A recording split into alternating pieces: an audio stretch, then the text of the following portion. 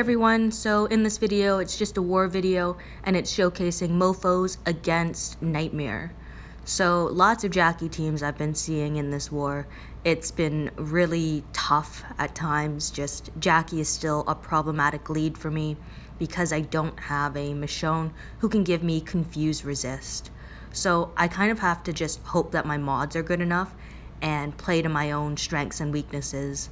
It can be quite challenging at times, and I'm sure other people have been experiencing the same type of frustration and RNG throughout this war so far.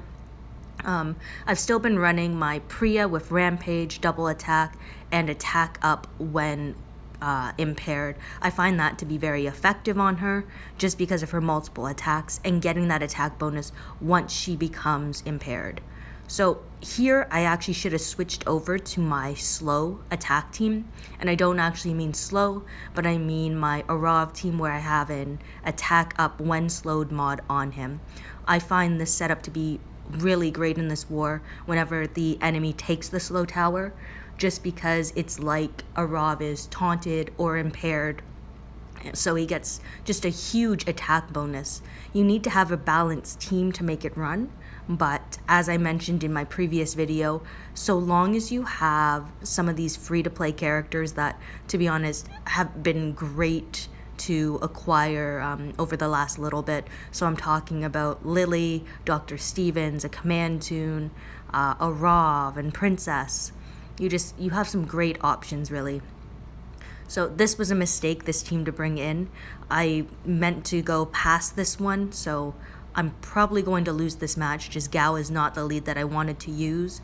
I was practicing with Gao before war started just to show how powerful attack up when slowed could be, because he was just an easy lead to use with his active 60% AP gain, and I would intentionally try to slow my tune down by attacking someone with an impenetrable defense weapon. I found that in this war, you have to be very aware of what's going on around you. There is just so much that could happen, and whenever someone takes a tower or you lose a tower, you really need to adjust your attack sometimes. So again, went in with the wrong team. I'm not exactly sure why I didn't move past this, but it's just not going to be effective. I'm pretty sure I end up fleeing this match. The last match I got very, very lucky with, just because the enemy got burned by Gao for 850, so Trader actually died from that, but with his resilient ability, he could have just resisted it in the end. So I got very, very lucky. And I might be getting lucky here as well, and I did, just because Princess is a great attacker, has a great kit that really is adaptable to almost any situation. What I've liked so far about this war is that a lot of people have the ability to hit well against some of the tankier teams just by changing around a mod. Now, this is the moment in war where I switched to a Lily lead and I really found my flow, where Lily ended up being a huge advantage to my team being a blue and yellow leader, providing that huge bonus as well as that plus 50% attack. Running an impair and AP down weapon helps her with control, her active skill, that 100% heal reduction, as well as defense down. It just helps this team really come together. It's such a simple team, but it just goes to show how effective the team can be against some of the top defenses. I think my favorite point is that I can hit some of the most expensive teams in the game, because you sometimes see, the Tanyas that are maxed out already, the double traders, the Shanes. There's just so many different characters that come at a price, especially to get them early. So for me to be able to run this, relatively speaking, free-to-play team and have it work effectively against almost every single team when the opponent has the slow tower, just goes to show how you can manipulate little things in the game to your own advantage. If you don't have attack up when slowed, you can analyze a lot of the defensive teams, and you'll notice we still see a lot of blue tunes that have impair weapons, and that's why I run attack up when impaired on my Priya, for example, so that I can get the attack up bonus even when I rush her and I intentionally impair her off of one of those blue characters. I run attack up when taunted on my Princess because a lot of people try to taunt my Princess, and on a couple of my teams, I do have a focus toon. And if your toon is focused, but under the influence of taunt, for example, or confuse, you still have complete control over your toon, which is a huge advantage to me. Now, it's very situational, of course. You have to count on there being a taunt toon on defense, but Rosita's a prime example. Dr. Stevens is a prime example. Even Princess is a prime example. There's just so much opportunity. And I think that's one of the best parts about this game. You can really find opportunity anywhere. I know that I have showcased a lot of different attack teams on my YouTube videos before, and I do my best to try and give a fair breakdown on their functionality and kind of why I chose certain toons and what I find effective about them.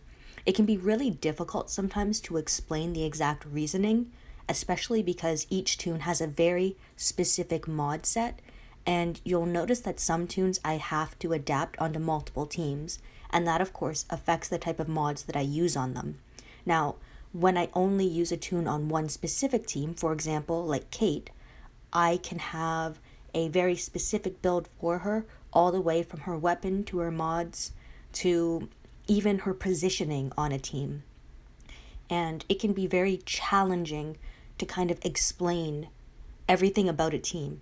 Like, people will ask me questions on what is the best upgrade on this weapon or that weapon, but that really comes down to what toon is it for?